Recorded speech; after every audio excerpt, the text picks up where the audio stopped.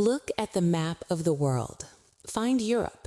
Trace the lines that divide the nations. France, Germany, Poland, Russia. They seem so permanent.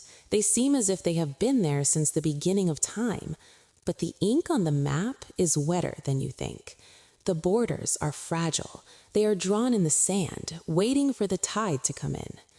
There is a place missing, a place that used to be there, a place that was once the heart of the continent, a nation that defined history, a place of iron and gold, of philosophers and soldiers. It was a superpower. It was an empire. It was a home to millions of souls. And now it is gone. Not just defeated, not just conquered, erased, scrubbed from existence as if it were a stain on a linen sheet. If you look for it today, you will not find it. The name has been banned. The flag has been burned. The history books have been rewritten. It is a ghost country. How does this happen? How does a civilization disappear in the space of a single night? The silence that surrounds this event is louder than the bombs that fell upon it. It is a silence filled with secrets, with lies, with a truth that the world is too afraid to speak. We are about to enter the void. We are going to walk through the streets of a city that no longer exists. We are going to listen to the echoes of a people who were told that they were no longer allowed to be. This is the story of the country that vanished, the story of Prussia. But be warned, once you know the truth, you will never look at a map the same way again. You will realize that the ground beneath your feet is not as solid as you believe. You will understand that any nation can be erased, even yours. The darkness is waiting. Let us step inside. To understand the death, we must understand the birth. We must go back to a time when the world was wild, before the skyscrapers, before the electricity, before the nations of Europe took the shapes they hold today. We travel to the Baltic coast, a place of cold winds and gray seas, a place of dense forests and impenetrable marshes. It was a wasteland, a borderland between the civilized West and the chaotic East. The Romans called it the barbarian lands. They did not go there. They feared it. In this emptiness, a seed was planted. It came in the form of a cross, black on white, the Teutonic Knights. They were warriors of God, monks in armor. They came not to preach, but to conquer. They marched into the forest with swords in their hands and fire in their eyes. They did not just want land, they wanted order. They built a castle on the banks of the river Pregel. They called it Marienburg. It was a fortress of brick and stone, a monument to their will. From this citadel, they carved a state out of the mud. They drained the swamps. They cut down the trees. They brought peasants from the west to farm the hard, cold soil. They built a society on the edge of the sword. The people who settled here were tough. They had to be. The winters were long. The soil was poor. The neighbors were hostile. They learned that survival depended on discipline. They learned that the individual was nothing. The collective was everything. They learned to obey. This was the crucible, the place where the DNA of the nation was forged, a mix of Germanic efficiency and Slavic stubbornness, a culture that valued duty above all else, duty to God, duty to the knight, duty to the state. But there was a darkness in this beginning. The knights did not just conquer the land, they tried to conquer the soul. They stomped out the local pagan tribes with brutal efficiency. They erased the old languages. They erased the old gods. They created a blank slate upon which they could write their own history. For centuries, this land was a duchy, a small player on the grand stage of Europe. But it was growing. It was learning. It was watching the empires of the West and the East. It was absorbing their tactics. It was waiting for its time. The geography shaped the psychology. With no natural borders to protect them, no high mountains, no wide oceans, they lived in a constant state of anxiety. They knew that invasion could come from any direction at any time. This fear seeped into their bones. It became part of their identity. It made them paranoid. It made them aggressive.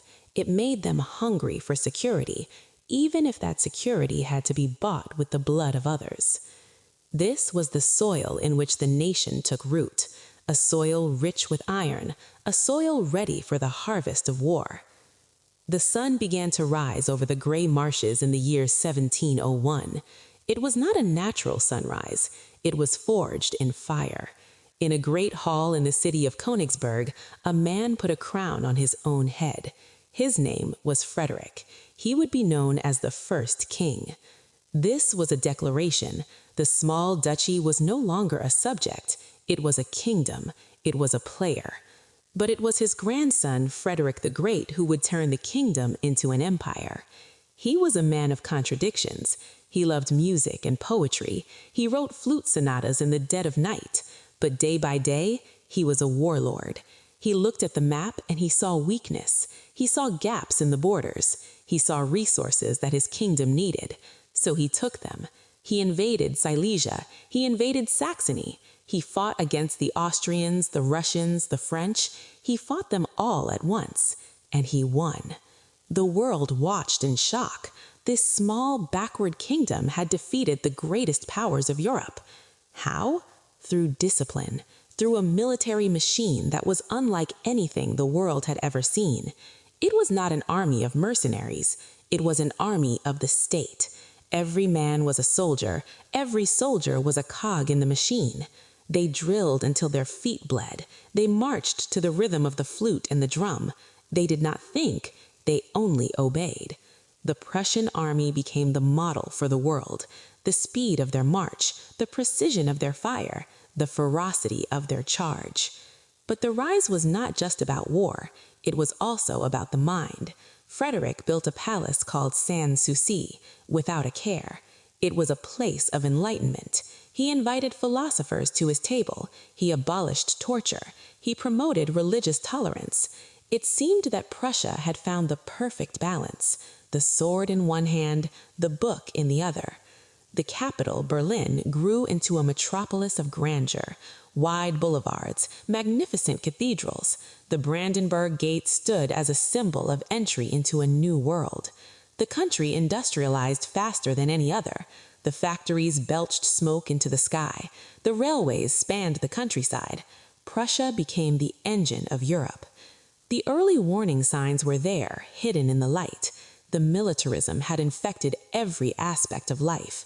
Children were taught to march before they could read. The schools were barracks. The civil service was run like the army.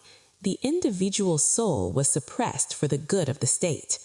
They believed they were the master race, not by blood yet, but by culture. They believed their discipline made them superior to the chaotic Latins and the lazy Slavs. This arrogance was the rot at the core of the fruit. They thought they were invincible. They thought the sun would never set on their iron cross. But the higher you climb, the harder you fall. And Prussia had climbed to the stars. History is written by the winners. The textbooks tell us of Prussia's glory. They tell us of the kings and the battles, but they do not tell us of the price that was paid. They do not tell us of the dark shadows that lengthened behind the palaces. There are secrets buried in the archives of Berlin, secrets that were locked away when the country disappeared, secrets that paint a very different picture of this perfect state. We are told that the Prussian people were loyal, that they loved their king. This is a lie. The reality was a society built on fear. The secret police, the Inquisition, watched everyone. A whisper of dissent could lead to a dungeon. A criticism of the king could lead to the gallows. The order was maintained by terror. We are rarely taught about the true costs of the agricultural revolution. The Junkers, the landed aristocracy, were the masters of the land. They treated their serfs like cattle. They owned them. They could buy and sell them. They could whip them for working too slow. The wealth of the nation was built on the broken backs of these slaves. While the kings drank champagne in Potsdam, the peasants starved in the mud. And then there is the story of colonization. As Prussia expanded, it swallowed entire cultures. The Poles, the Lithuanians, the Kashudins. They were subjected to a campaign of cultural genocide. Their languages were banned in schools. Their churches were closed. Their names were Germanized. They were told they were inferior. They were told they were Polish trash. This racism was the training ground for the horrors that would come later. Who benefited from hiding this history? For a long time, the German historians wanted to preserve the myth of the clean, moral Prussia. They wanted to hide the roots of the darkness that would eventually engulf the world. They wanted to believe that Prussia was a victim of the Nazis, not the mother of them. But the truth is unavoidable. The rigid militarism, the blind obedience to authority, the belief in the superiority of the state, these were the pillars of Prussian education. They created a society that was incapable of questioning orders, a society that would follow a madman into the abyss. The suppression of these facts allowed the ghost to survive. It allowed the virus to lie dormant, waiting for the right moment to strike again. By ignoring the darkness in the past, we invited the darkness into the future. We must look into the mirror of the past. We must see the cracks in the porcelain. Only then can we understand how the masterpiece was broken. Every tragedy has a moment, a single split second where the path diverges from the road to salvation and enters the highway to hell. For Prussia, that moment came in the summer of 1914. The air was heavy. The tension in Europe was like a violin string pulled too tight. Prussia, now the heart of the German Empire, stood at the center of the web. The Kaiser, the grandson of queens and kings, sat on a throne of power, but he was a man of insecurity. He wanted his place in the sun. He wanted respect. The assassination of an archduke in Sarajevo gave him the excuse, but the decision to go to war was made long before the bullets flew. It was made in the halls of the general staff, the men with the maps. They believed that war was inevitable. They believed it was better to fight now, while they were strong, than to wait and be crushed by the rising powers of Russia and France. They issued the blank check, a promise of unconditional support to Austria. They activated the Schlieffen Plan, a complex, beautiful, deadly plan to sweep through Belgium and crush Paris in 6 weeks. It was a gamble, the biggest gamble in history. They thought it would be a short war, a war of honor. They were wrong. The machine ground to a halt in the mud of Flanders. The barbed wire grew like weeds across the continent. The machine guns turned the battlefields into slaughterhouses. The young men of Prussia marched out to the sound of trumpets and returned in body bags, or not at all. The turning point was not just the declaration of war. It was the death of the old order. The discipline that had served them for centuries became a curse. They could not adapt. They could not change. They kept sending wave after wave of men into the fire, believing that sheer will could overcome the reality of trench warfare. The blockade by the British Navy starved the country. The winter of 1917 was a winter of hunger. The people turned on the state. The workers went on strike. The sailors mutinied in Kiel. The Kaiser abdicated. He fled to Holland. The empire collapsed. The war was lost, but the betrayal, in the minds of the Prussians, had just begun. They did not believe they were defeated on the battlefield. They believed they were stabbed in the back by the Jews, by the socialists, by the politicians who signed the armistice. This myth was the poison. It was the fuel for the next fire. It turned the country away from democracy and towards a savior, a man who promised to restore their pride, a man who spoke of their destiny. The turning point was the door opening, and the devil was walking through. The descent into darkness was slow at first, then sudden. The Weimar Republic tried to survive in the chaos, but the wounds were too deep. The hate was too strong. And then he came, the Austrian corporal. He used the Prussian machine. He used the Prussian generals. He used the myth of destiny. He promised them 1,000-year Reich. He gave them 13 years. The Second World War was the apocalypse. It was the end of everything. The Prussian spirit, distorted and evil, unleashed a hell on earth, the Holocaust, the Blitzkrieg, the total war. And then the world answered back. The bombers came from the east. The night skies glowed with the burning of cities. Hamburg, Dresden, Berlin.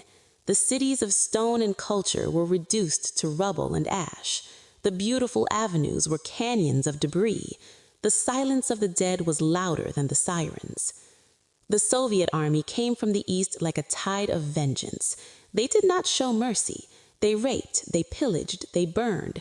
They erased the German presence from the lands east of the Oder. The women fled. The children froze. The old men died in the snow. It was a migration of ghosts. Millions of people walking west with nothing but a suitcase and a memory. But the true death of Prussia was not a bomb. It was a pen. In the ruins of Berlin, in the smoking wreckage of the Sicilienhof Palace, the Allies met. The Allies had seen what Prussia had become. They had seen the monster it had created, and they decided that it must never rise again. They did not just want to defeat Germany. They wanted to cut out its heart. They wanted to kill the idea of Prussia. In February 1947, the Allied Control Council issued Law No. 2. The Prussian state, which from early days has been a bearer of militarism and reaction in Germany, has de facto ceased to exist. With those few dry words, 1,000 years of history was deleted. The state was dissolved. The institutions were abolished. The land was chopped up and given to Poland and Russia. The name was banned. It became illegal to call yourself Prussian. The country that had dominated Europe was gone overnight. It disappeared from the map. It disappeared from the books. It disappeared from the minds of men. The silence fell. The world moved on. The Cold War began. The Iron Curtain cut straight through the old Prussian lands. The ghost was exorcised, or so they thought. The erasure of Prussia did not happen in a vacuum. The shock waves of its death are still rippling through the world today.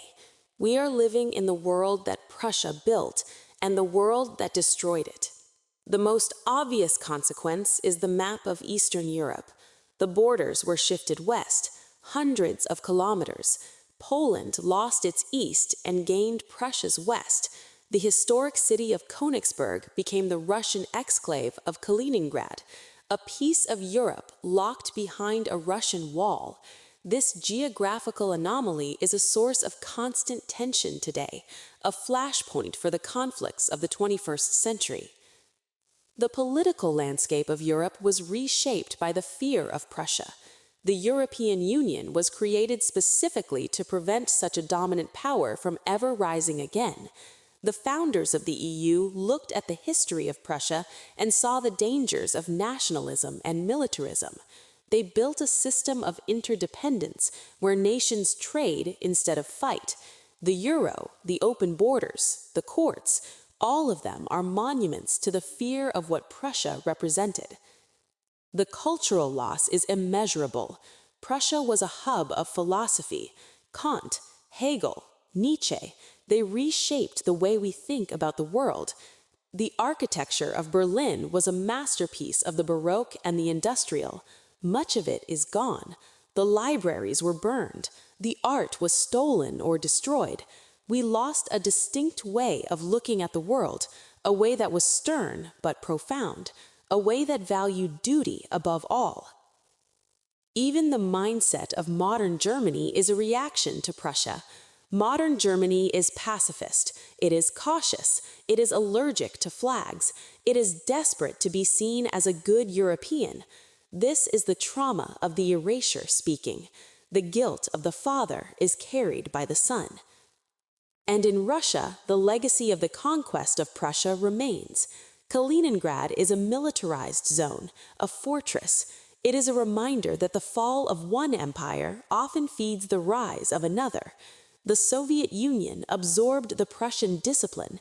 It absorbed the Prussian focus on order. The ghost of Prussia lived on in the Red Army. The disappearance taught the world a lesson, that power must be checked, that no nation should be allowed to dominate the continent, but it also taught a darker lesson, that the victors can write the history, that they can erase a people if they decide it is necessary. We are all living in the shadow of the erased country. There are gaps in the official story, cracks in the pavement where the truth pushes through. History tells us that Prussia was dissolved, and that was the end. But history is often silent about the things that happened in the shadows. We are rarely told about the Prussians who refused to disappear, the expellees, the millions who were forced from their homes in 1945. They did not just vanish. They went to West Germany. They rebuilt their lives, but they kept the memory alive. They formed societies. They sang the old songs. They told the stories to their children. They kept the keys to doors that no longer existed. They were a people without a land, but they were not a people without a soul. History never tells you about the archives that were saved. In the final days of the war, as the buildings burned, archivists risked their lives to save documents. They buried them in cellars. They hid them in salt mines. They smuggled them west. They saved the bureaucratic memory of the state, the census records, the maps, the letters. These papers are now stored in secret vaults, waiting for the day when someone might want to understand the truth. There are the unanswered questions about the gold, the wealth of the Prussian state, the amber room, the art of the museums. What happened to it? Some was destroyed, some was taken by the Soviets, some disappeared into the private collections of the victors. There are rumors, even today, of train cars filled with gold, hidden in the mountains of Silesia. Treasure hunters still look for it. They are looking for the physical remains of the ghost. And then there is the psychological truth. Why did the world agree to the erasure? Was it really just to prevent future war, or was it to hide the complicity of the rest of the world? Many in Britain and America had admired Prussia. They had invested in it. They had modeled their own armies on it. By erasing Prussia, they could wash their hands of the responsibility. They could say, it was not us, it was them. It was the monster that is now gone. The silence of the history books is suspicious. It screams of things left unsaid. It suggests that the erasure was not as clean as we are led to believe, that the roots of the country go deeper than the borders, that the ghost is not just a memory, but a living thing.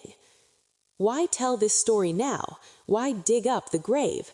Because we are living in dangerous times again. The world is becoming less stable. The borders are being questioned. Nationalism is rising. Leaders are promising to restore lost greatness. The lesson of Prussia is a lesson about the fragility of civilization. We assume that the world we know is permanent. We assume that our countries will always be here. But Prussia teaches us that nothing is permanent, that a state that seems invincible can be gone in a decade, that a culture that seems dominant can be banned by a stroke of a pen. It teaches us about the danger of militarism. When a society values the army more than the people, it has lost its way. When a nation sees every neighbor as an enemy, it creates its own destruction. The obsession with security, the paranoia of the state, these things rot the society from the inside out. And it teaches us about the danger of erasure. When we try to delete a people, we do not bring peace. We create a trauma that lasts for generations. The expulsion of the Prussians did not fix Europe. It just moved the problem. The pain of that displacement is still felt today. We have failed to learn these lessons. We still try to solve conflicts with force. We still believe that our nation is superior to others. We still draw lines on the map and think we own the earth. The warning is clear. Do not let the state become the master. Do not let the military set the agenda.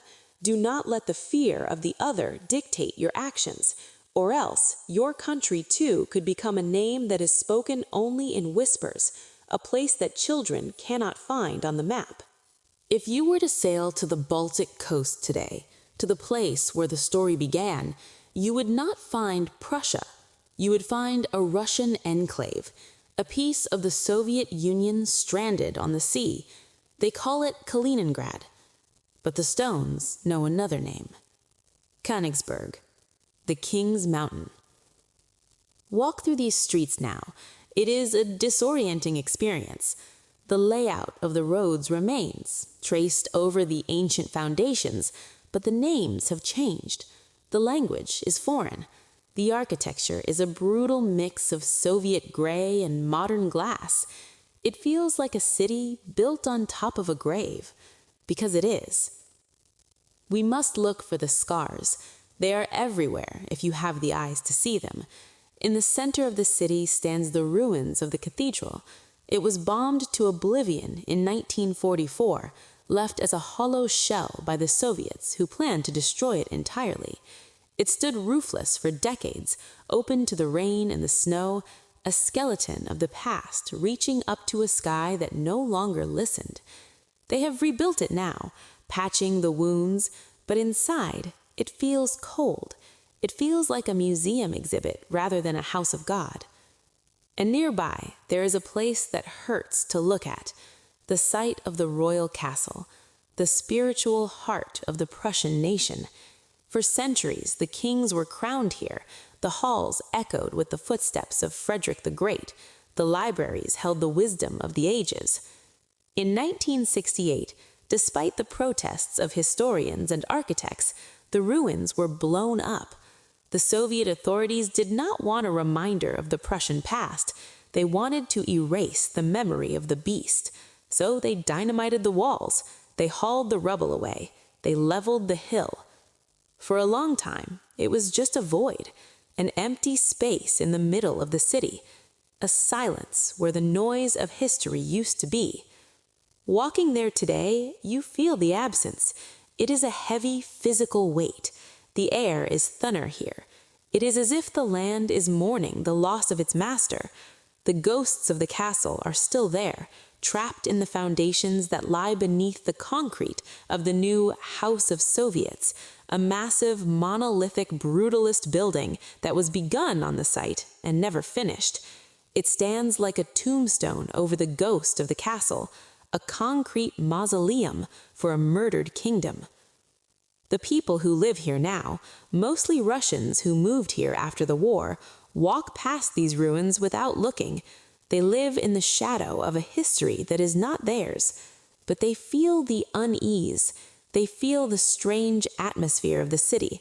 The fog that rolls in from the sea seems to carry whispers in a language that almost no one speaks anymore. German, Low German, Prussian. Königsberg is the capital of the lost. It is the place where the map was ripped in half. It is the place where the erasure is most visible, and yet, most hauntingly, least complete. The soil remembers. When we speak of things that disappeared, we speak of armies, of borders, of people. But there was one loss that became a legend, a symbol of the vanity of human greed: the Amber Room.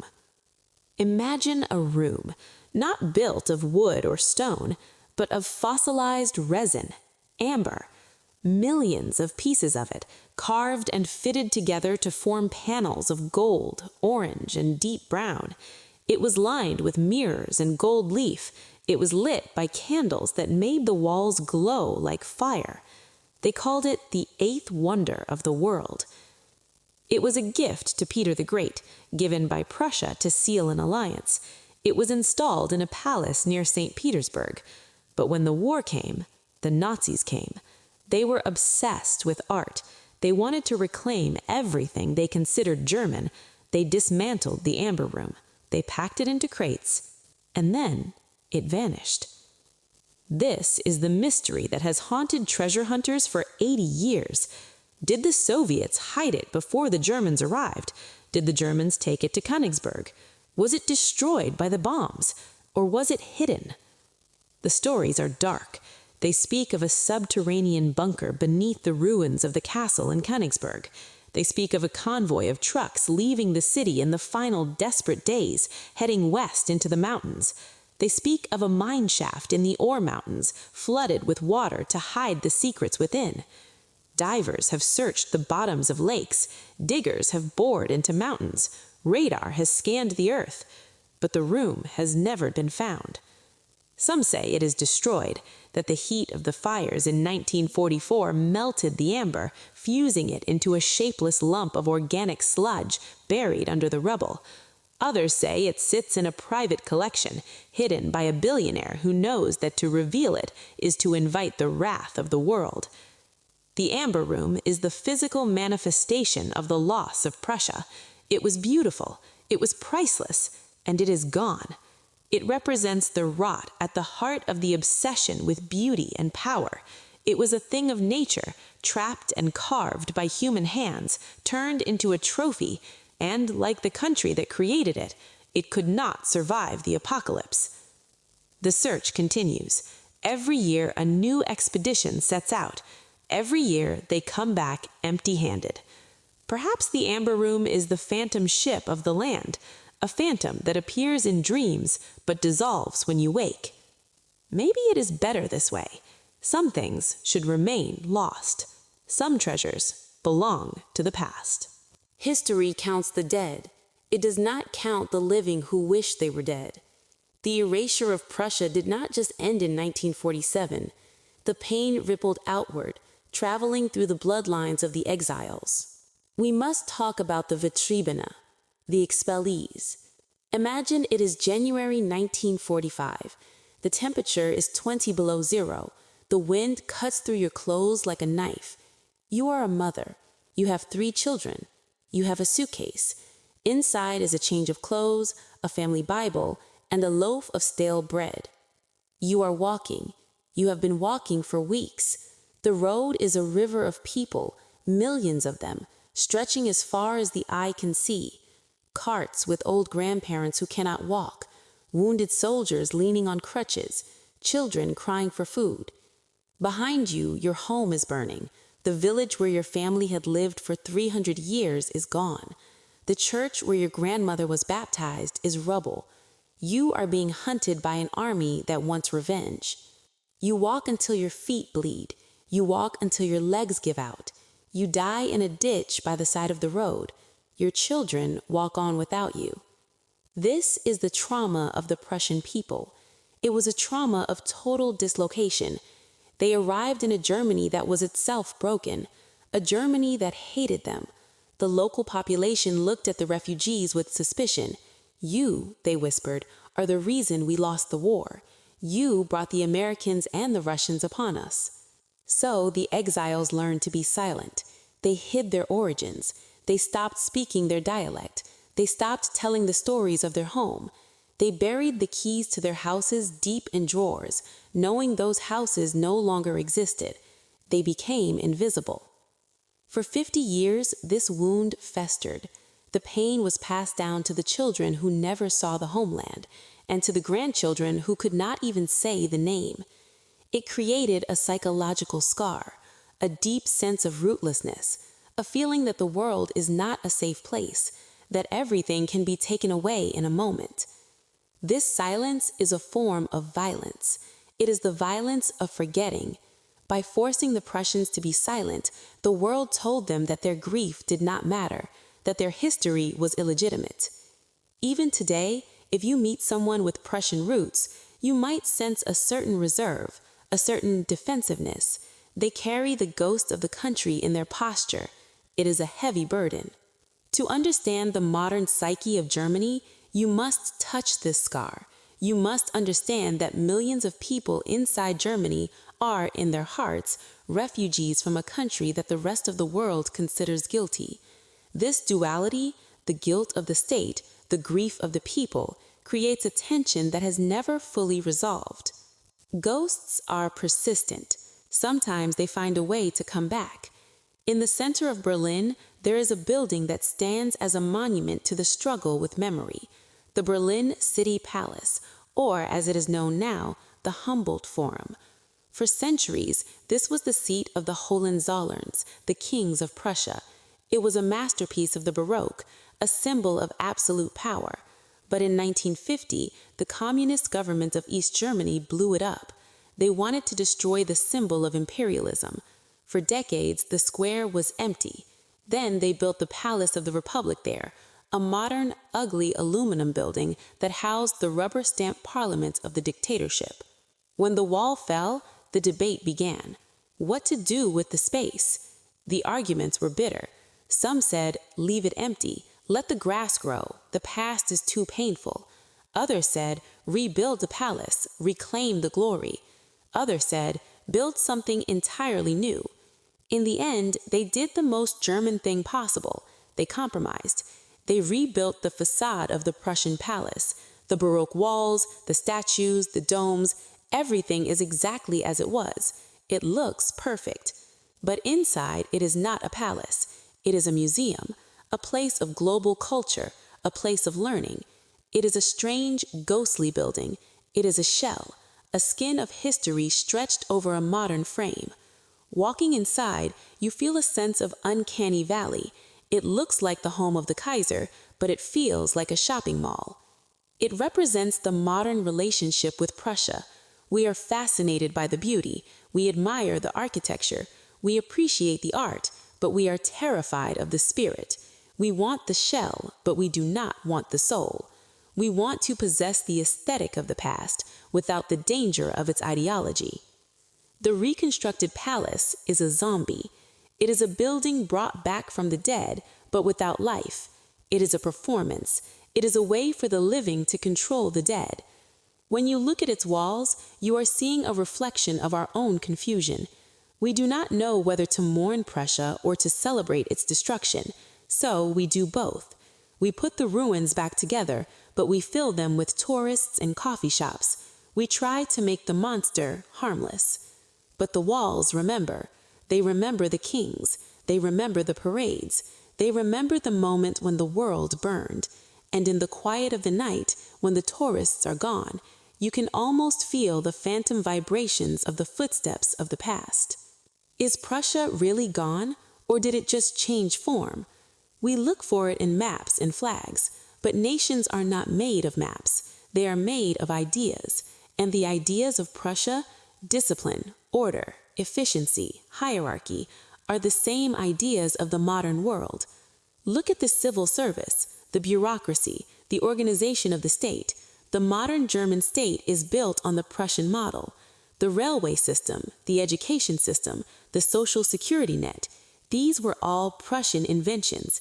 We hated the militarism, but we kept the order.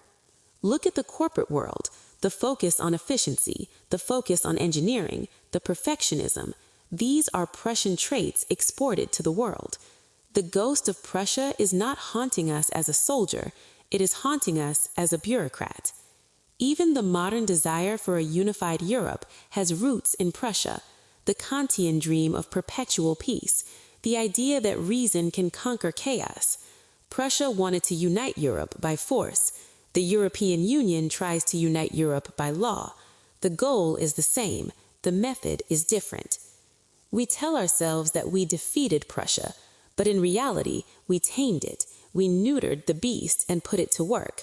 We took its discipline and used it to build a peaceful, prosperous society. This is the ultimate irony. The land that started the wars is now the engine of the peace. But the danger is not gone.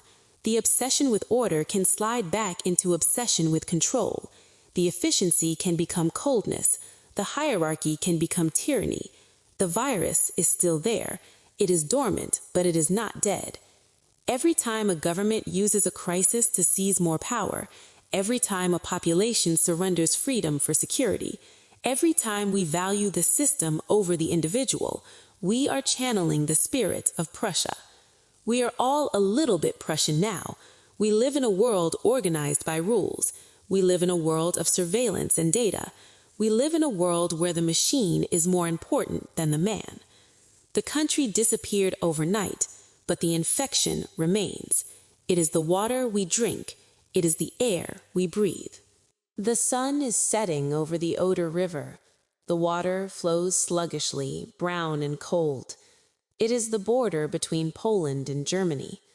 Once this was the heart of the kingdom. Now it is just a line on a map. On the Polish side, there are farms, villages, people living their lives. On the German side, the same. The river does not care about the borders. It does not care about the flags. It just flows. It is the only thing left that remembers the old shape of the land. We have spent a long time together. We have looked into the abyss. We have seen the rise and the fall. We have seen the glory and the ash. We thought the story was over. We thought the silence had settled. But there is one place where the ghost refuses to be silent.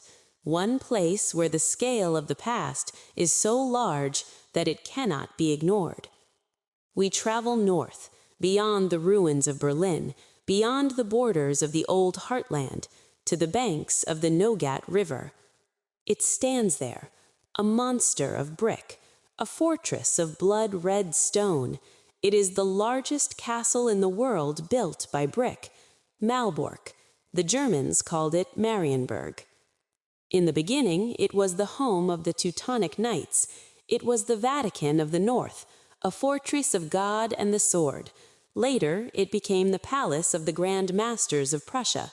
It was the administrative center of the state, the very brain of the operation. When Prussia was erased, this castle survived, but it suffered. In the final days of the war, as the Soviet army closed in, the castle became a battleground. The fighting was room to room, hand to hand. The ancient brickwork was shattered by artillery fire. The roofs burned, the stained glass shattered, the priceless tapestries were turned to ash. After the war, the castle fell into Poland. The new owners did not know what to do with this symbol of Prussian aggression. They left it to rot. For years it was a ruin, a skeleton of the beast. The rain washed the soot from the bricks, staining the ground black. It looked like a corpse left on the battlefield. But then something strange happened. They decided to rebuild it. It took decades, stone by stone. They reconstructed the fortress not as a shrine to Prussia, but as a museum to the past. Today, it is a UNESCO World Heritage Site. Tourists walk through its gates. They marvel at the high vaulted ceilings. They look at the medieval heaters. They take selfies. But walk through the corridors at twilight, when the tour groups have left. The atmosphere changes. The sheer weight of the stone presses down on you. You realize that this building is not just architecture. It is a weapon. It is a symbol of the will to power. The ghosts of the knights are still here. You can feel the cold draft of their cloaks. You can hear the echo of their boots on the flagstones. They built this place to last forever, and in a way, they succeeded. The state is gone, the people are gone, but the brick remains. It stands as a testament to the ambition of the past, a red giant warning the future that empires may fall, but their shadows are cast very long. A country is not just land. It is not just buildings. It is sound. It is the way people speak to each other, the specific rhythm of their jokes, the words they use for the things they love. Prussia had its own voice. It was not Standard German. It was Low German, Plattdutch, a dialect that sounded like the sea, rough, guttural, but strangely musical. It was the language of the fishermen, the farmers, the peasants. It was the language of the earth. When the country disappeared, this language began to die. In the exile camps in West Germany, the old people spoke it. They sat around fires and in drafty assembly halls, speaking the language of the lost homeland. But the children did not want to learn it. They were bullied in school for being refugees. They wanted to sound like the others. They wanted to fit in. They stopped speaking the old tongue. Slowly, the sound faded. Today, it is a relic. You might still hear it spoken by a very old person in a nursing home in Hamburg or Canada, but for the most part, it is silence. This is a different kind of erasure, not just of borders, but of the mind. When a language dies, a way of seeing the world dies with it. the Prussian words for specific types of snow, for the movement in the wind in the oak trees, for the feeling of longing for a place you cannot return to. These words are gone now. They have no translation. We are losing the color of history. We are left with the black and white text of the archives, but the voice is gone. Imagine the sound of a door closing for the last time. That is the sound of the Prussian language fading away. It is a quiet death, a death that happens in the silence of a living room when the last person who remembers passes away. We are forgetting how to speak to the ghosts, and that makes them angrier. To truly understand the melancholy of Prussia, we must go to the edge, to the thin strip of land that separates the Curonian Lagoon from the Baltic Sea, the Curonian Spit. It is a place of strange beauty, high sand dunes that look like a desert in the middle of the forest, pine trees bending in the wind, sculpted by the sand into bizarre shapes. It is a landscape that belongs in a dream. But here, in the silence of the dunes, the Prussians buried their most precious thing, the amber coast. For thousands of years, the sea threw amber onto these shores. The people here collected it. They carved it. They traded it. It was the gold of the north. But during the war, this coast became a graveyard. The German army retreated along this narrow spit. Civilians fled along the sand. The Soviet Air Force strafed the refugees. The dunes are filled with history. They are filled with metal, shrapnel, bullets, unexploded bombs. The earth is dangerous here. You cannot walk off the path without risking your life. And there are stories, dark stories. They say that towards the end, the amber room was hidden here. Some say it was buried in the maze of the dunes.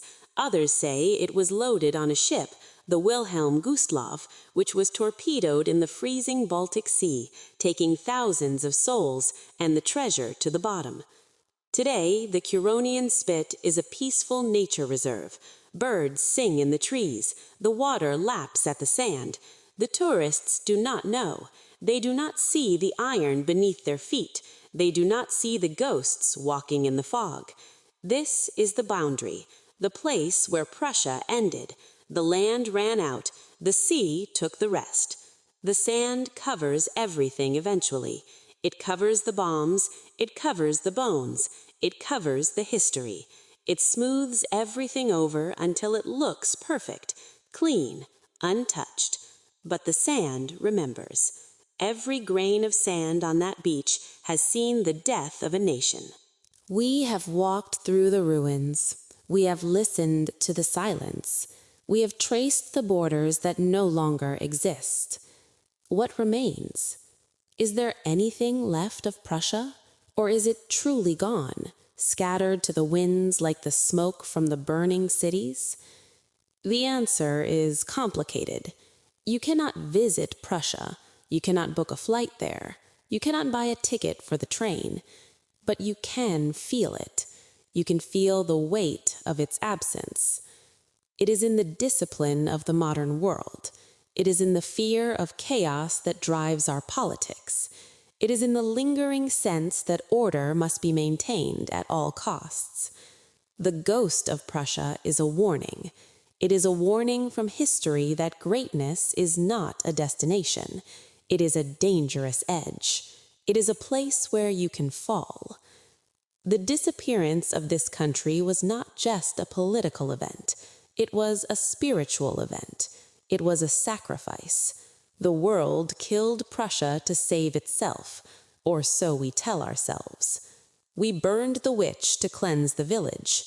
But did we burn the witch, or did we burn the wise woman? Perhaps Prussia held a balance between the head and the heart, between the soldier and the scholar. When we destroyed it, we lost that balance. The world became softer, perhaps, but also weaker, less disciplined, less focused. We look at the ruins of the castles and we feel pity, but perhaps we should feel fear. We fear the power it had. We fear the efficiency. We fear that deep down we admire it. We admire the strength. We admire the refusal to compromise. We admire the iron will. That is why we erased it, because it reminded us of our own darkness. The sun has set now. The screen is black.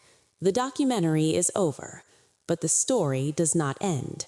Stories do not end. They just fade. The country that disappeared overnight is still out there, in the dark, waiting.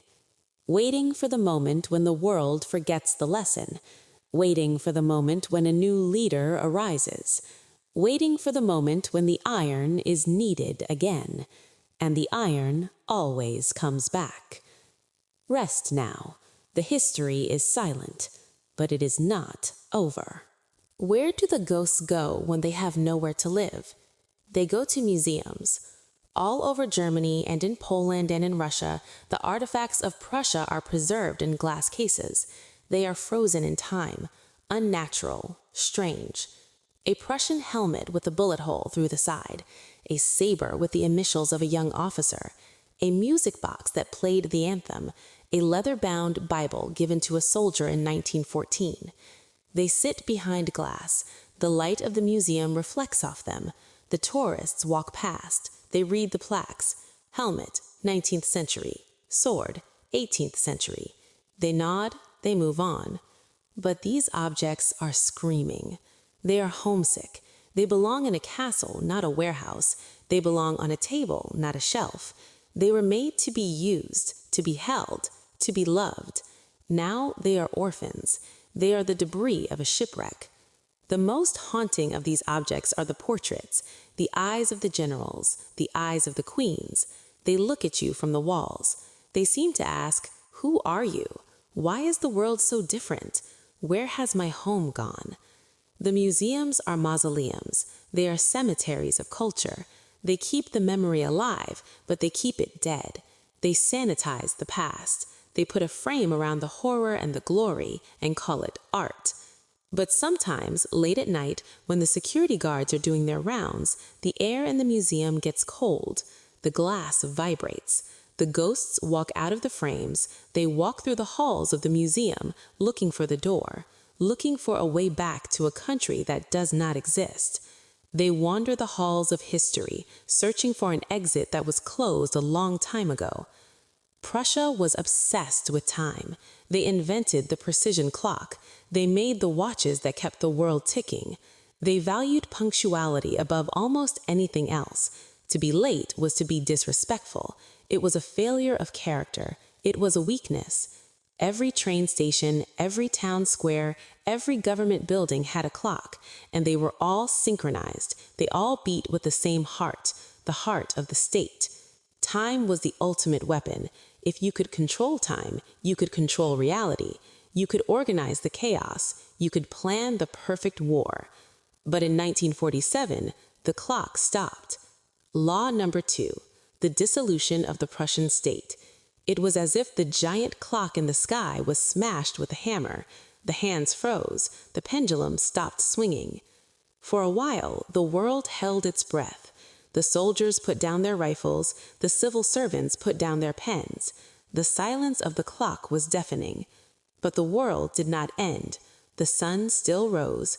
The seasons still changed. The trains ran again, eventually, but the rhythm was different. The loss of the Prussian clock meant the loss of absolute certainty. We learned that time is not a straight line of progress. It is a circle. It can spiral back into chaos. It can spiral back into barbarism. We look at the old clock towers today. Some of them are ruins. Some of them have been rebuilt, but they are not the same.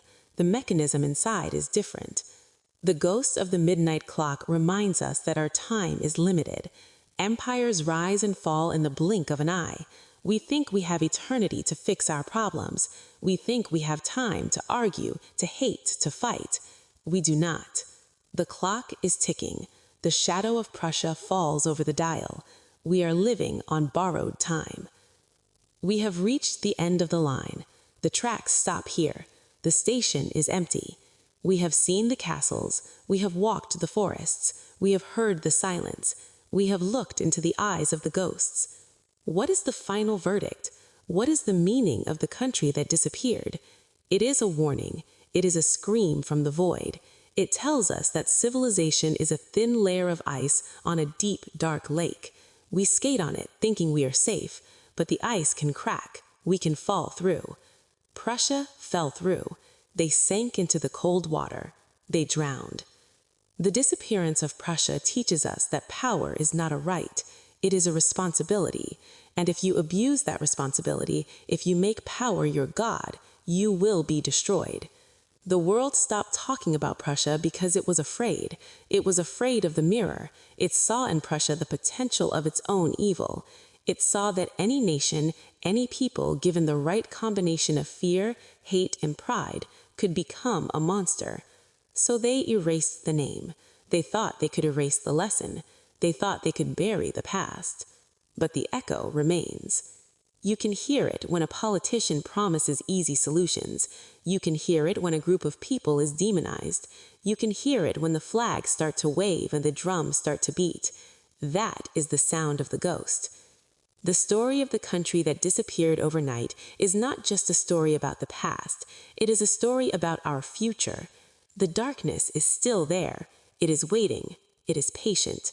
And if we are not careful, if we do not learn the lessons of the silence, if we do not remember the ghost, we will be next. Silence. To understand the heart that stopped beating, we must look at the God it worshipped. But in Prussia, God was not the merciful father of the scriptures. God was order. Prussia was not Catholic. It was Protestant, specifically Lutheran, but it was a Lutheranism that was stripped of its emotion, its mysticism, and its warmth. It was turned into a tool of the state. They called it the Prussian Union, a forced marriage of faith and obedience. In the village churches that dot the countryside of what was once East Prussia, you can still see the evidence. Wooden pews, hard and high, box-like confessional booths that look like sentry posts, altars that are stark and severe. The message was simple. Suffering is your duty. To question your superiors is to question God. The king is the earthly representative of the Almighty. The altar of the fatherland became the true shrine. The cathedral was not a place for spiritual ecstasy. It was a place to bless the flags before they went to war. The sermons were not about love. They were about sacrifice. When the country disappeared, this specific faith collapsed with it. The churches fell silent. The pastors were driven out or killed. The God of Prussia was revealed to be an idol, a golden calf made of iron. But the psychological imprint remains. There is still a mindset in the region, a stoicism, a suspicion of joy, a belief that work is the only prayer, that lingers like a stain. It is the ghost of the old religion, the religion of the machine. The churches still stand, rebuilt or repurposed, but the spirit inside is hollow. The old God is dead. The new world does not believe in the theology of duty, and the silence in the empty pews is the mournful sound of an altar abandoned. The most painful erasure is the erasure of the dead. Every family has a cemetery, a place where the generations lie together, where the great-grandfather rests near his grandson, where the names are carved in stone, anchoring the family to the soil. When the borders were shifted, when the populations were exchanged, these cemeteries were severed. Go to a village in the east of Poland or the Kaliningrad region today. Walk into the forest, past the edge of the new fields. There, hidden in the undergrowth, you will find them, the German graveyards. They are overgrown now. Thorns and brambles wrap around the iron crosses. Moss covers the inscriptions. The names are fading. Muller, Smith, Hoffman. These are the lost dead. They were the grandparents of the refugees who fled. They were left behind. They were swallowed by the earth that no longer belonged to their families. Think of the tragedy. A woman in Hamburg dies at the age of 90. She was born in a village that is now in Poland. Her parents are buried there. She has not seen their grave since 1945. She does not know if the stone is still standing. She does not know if the grave has been desecrated. She carries the grief of not being able to mourn. The Polish or Russian farmers who live there now sometimes use the old German tombstones to build foundations for their barns or to pave their roads. They walk on the names of the dead, without malice but with necessity. They are just stones now. This is the final insult. Not just that the living were exiled, but that the memory of the dead was turned into rubble. The ancestors became building blocks for the new world. The ghost of the cemetery is a sorrowful one. It is the ghost of the forgotten root, the root that fed the tree, but was cut off and left to rot in the mud. Before the fall, there was the peak, the architect, the man who turned the kingdom into an empire. Otto von Bismarck, the Iron Chancellor. He was a giant of history, a man of immense will and intellect. He united Germany through blood and iron. He crafted the alliances that kept the peace. He was the embodiment of the Prussian state. But even during his life, he warned of the ghosts. He foresaw the crash. He said, "One day the great European war will come out of some damned foolish thing in the Balkans." He was right. After he died, the country forgot his warnings. They kept the iron, but lost the mind. Today, Bismarck towers still rise above the German landscape, stone observation towers built in his honor. They stand on hilltops, looking out over the horizon, monuments to a time when Germany felt invincible. But they are mostly ruins now. The steps are cracked, the observation decks are rusted, the swastikas that the Nazis carved into the stone have been chiseled away, leaving rough, ugly scars. The shadow of Bismarck is the shadow of the road not taken, the path of restraint, the path of realpolitik. Bismarck knew that Prussia was a lion. He knew that the lion must be kept in a cage.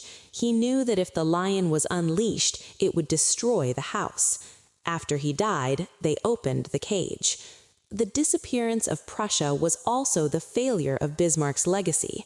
The idea that strength must be tempered by wisdom. The idea that the state exists to serve the people, not the other way around. When you stand on a Bismarck tower today, looking at the mist rolling over the fields, you feel the presence of the old chancellor. He is standing there with you. He is looking at the ruins. He is shaking his head. He is whispering the one sentence that haunts the grave of Prussia: "I told you so." We have spoken of soldiers and kings, but Prussia also gave the world a mind that changed how we think about reality.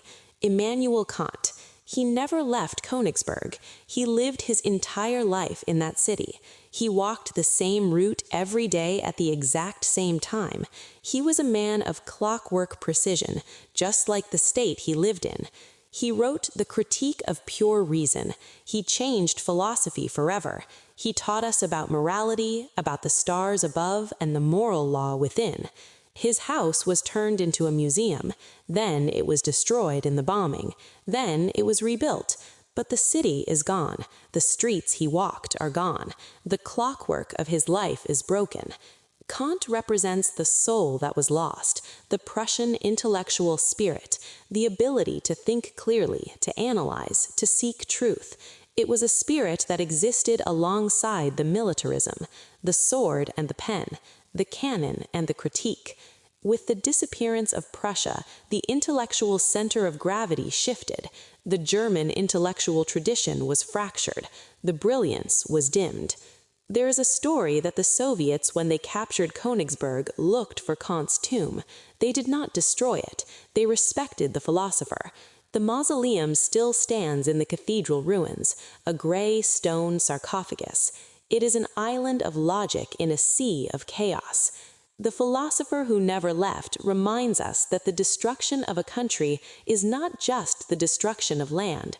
It is the destruction of a way of thinking, the silencing of a unique voice in the human conversation.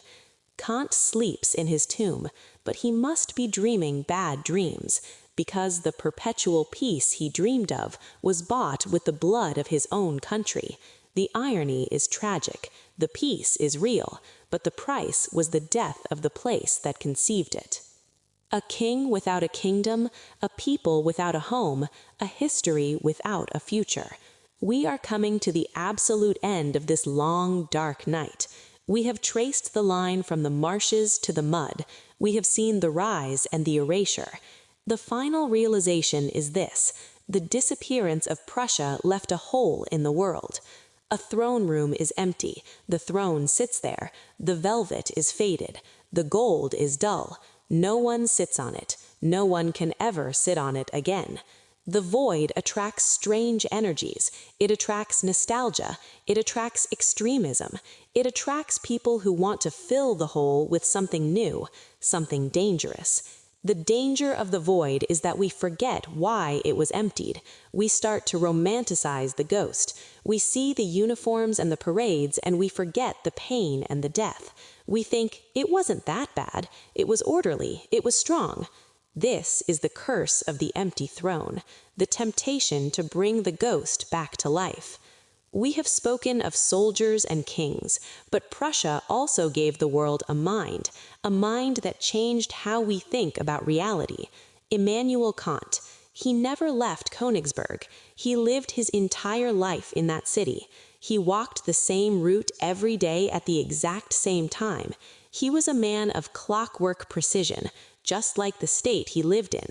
He wrote the Critique of Pure Reason. He changed philosophy forever. He taught us about morality, about the stars above, and the moral law within. His house was turned into a museum. Then it was destroyed in the bombing. Then it was rebuilt. But the city is gone. The streets he walked are gone. The clockwork of his life is broken. Kant represents the soul that was lost, the Prussian intellectual spirit, the ability to think clearly, to analyze, to seek truth. It was a spirit that existed alongside the militarism, the sword and the pen, the cannon and the critique. With the disappearance of Prussia, the intellectual center of gravity shifted. The German intellectual tradition was fractured. The brilliance was dimmed. There is a story that the Soviets, when they captured Königsberg, looked for Kant's tomb. They did not destroy it. They respected the philosopher. The mausoleum still stands in the cathedral ruins, a gray stone sarcophagus. It is an island of logic in a sea of chaos. The philosopher who never left reminds us that the destruction of a country is not just the destruction of land. It is the destruction of a way of thinking, the silencing of a unique voice in the human conversation. Kant sleeps in his tomb, but he must be dreaming bad dreams, because the perpetual peace he dreamed of was bought with the blood of his own country. The irony is tragic. The peace is real, but the price was the death of the place that conceived it. A king without a kingdom, a people without a home, a history without a future. We are coming to the absolute end of this long, dark night. We have traced the line from the marshes to the mud. We have seen the rise and the erasure. The final realization is this: the disappearance of Prussia left a hole in the world. A throne room is empty. The throne sits there. The velvet is faded. The gold is dull. No one sits on it. No one can ever sit on it again. The void attracts strange energies. It attracts nostalgia. It attracts extremism. It attracts people who want to fill the hole with something new, something dangerous. The danger of the void is that we forget why it was emptied. We start to romanticize the ghost. We see the uniforms and the parades, and we forget the pain and the death. We think, it wasn't that bad. It was orderly. It was strong. This is the curse of the empty throne, the temptation to bring the ghost back to life. We have spoken of soldiers and kings, but Prussia also gave the world a mind that changed how we think about reality. Immanuel Kant, he never left Königsberg. He lived his entire life in that city. He walked the same route every day at the exact same time. He was a man of clockwork precision, just like the state he lived in. He wrote the Critique of Pure Reason. He changed philosophy forever. He taught us about morality, about the stars above, and the moral law within. His house was turned into a museum, then it was destroyed in the bombing, then it was rebuilt. But the city is gone, the streets he walked are gone, the clockwork of his life is broken. Kant represents the soul that was lost, the Prussian intellectual spirit, the ability to think clearly, to analyze, to seek truth. It was a spirit that existed alongside the militarism, the sword and the pen, the cannon and the critique. With the disappearance of Prussia, the intellectual center of gravity shifted. The German intellectual tradition was fractured. The brilliance was dimmed. There is a story that the Soviets, when they captured Königsberg, looked for Kant's tomb. They did not destroy it. They respected the philosopher. The mausoleum still stands in the cathedral ruins, a gray stone sarcophagus. It is an island of logic in a sea of chaos. The philosopher who never left reminds us that the destruction of a country is not just the destruction of land, it is the destruction of a way of thinking, the silencing of a unique voice in the human conversation. Kant sleeps in his tomb, but he must be dreaming bad dreams, because the perpetual peace he dreamed of was bought with the blood of his own country. The irony is tragic. The peace is real, but the price was the death of the place that conceived it. A king without a kingdom, a people without a home, a history without a future. We are coming to the absolute end of this long, dark night. We have traced the If you stand on the cliffs of the Samland Peninsula today, you feel the wind. It comes off the sea, straight from the north. It is cold. It is sharp. It tastes of salt and tar. This is the only thing that has not changed. The Baltic wind does not care about borders. It does not care if the people on the shore are speaking German, Russian, or Polish. It blows the same way it blew in 1210. It blew the same way in 1945. It hears the silence. The wind carried the smoke from the burning cities out to sea. It carried the screams of the refugees. It carries them still, dissolved in the air currents. There is a legend in this region, a legend of the White Lady of the Baltic. She is a spirit of the shore. They say she is the mourning mother of Prussia. She walks the dunes, looking for the children she lost in the ice. She looks for the amber rooms. She looks for the castles. Sailors claim to see her when the fog rolls in, a figure in white, standing waist deep in the waves, reaching out towards the horizon. The wind is her breath. The disappearance of the country is a tragedy, but the endurance of the nature is a comfort. The trees grow back over the ruins. The waves wash over the footprints. The grass covers the blood. The world heals. It heals slowly, but it heals. The Baltic wind reminds us that our problems are small, that our empires are fragile, that the sea is patient. It will wait until we are all gone, and then it will wash away our memories, too. The wind howls. It is the sound of time passing. It is the sound of the universe ignoring us. Can you hear it? Faint on the breeze. Ich bin ein Preuße, kennt ihr meine Farben? I am a Prussian. Do you know my colors? The anthem, the song of the lost. Once it rang out in beer halls, in schools, in the streets. Millions of voices sang it together, a declaration of identity, a declaration of loyalty to the black and white flag. Today, the song is forbidden. It is a taboo. To sing it is to be branded a nationalist, a radical, a dreamer of the past. But the music is not dead. It lives in the archives, encoded in the grooves of old vinyl records. It lives in the sheet music, yellowed and brittle. It lives in the blood of those who remember. The lyrics spoke of loyalty, of the sunny heavens, but the sun has set on those heavens. The ghost of the anthem is a mournful one. It is a melody without a rhythm section, a song without a choir. It floats over the ruins of Königsberg, looking for a mouth to sing through. Sometimes, late at night, when the wind blows across the empty fields, you can imagine the sound, a low, resonant hum, the vibration of a million souls. They are still singing. They are still proud. Even in the abyss, they do not repent. That is the horror of the ghost. It does not know why it died. It does not understand why it is hated. It only knows that it existed, and it was magnificent. The music fades. The note ends. Silence returns. And so we arrive at the final truth, the most terrible truth of all. The world does not care. The sun rises over the former lands of Prussia. It illuminates the Polish farmers planting their crops. It shines on the Russian sailors polishing their submarines. It glints off the glass of the German tourist buying amber jewelry.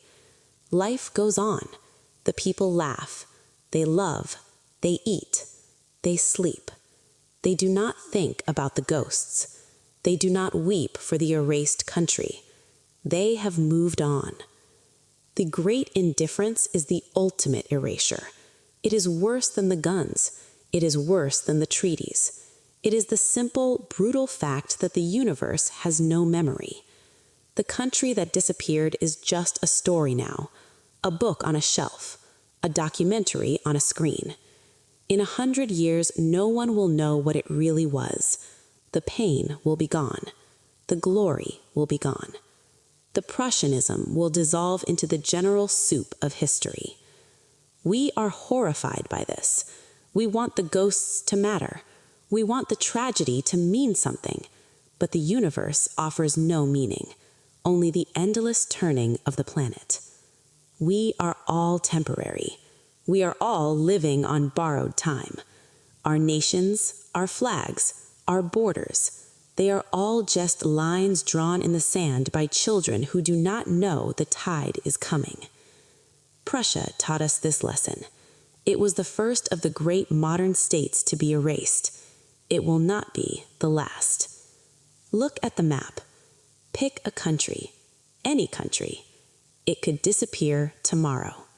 And in 100 years, the sun will still rise, the wind will still blow, and the indifference will remain. The darkness is not angry. The darkness is simply empty.